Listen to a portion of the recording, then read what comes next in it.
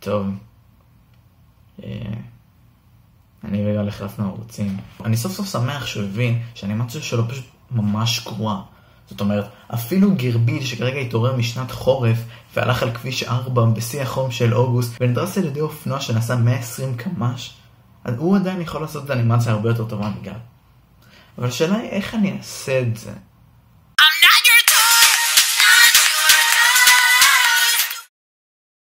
מה יהיה גיורא? כל היום אתה רק שומע את נטע שרה טוי. אמא, נטע היא זמרת מוכשרת, היא מייצגת אותנו באירוויזיון. הלו, מי זה? אוקיי, אוקיי, אני מבינה, תודה רבה.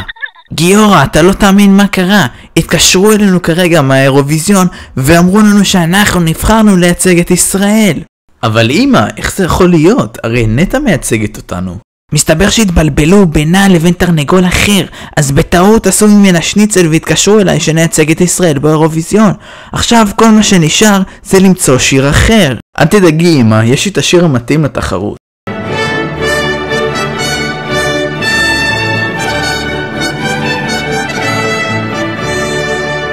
I'm not your toy, not your toy, stupid boy, stupid boy.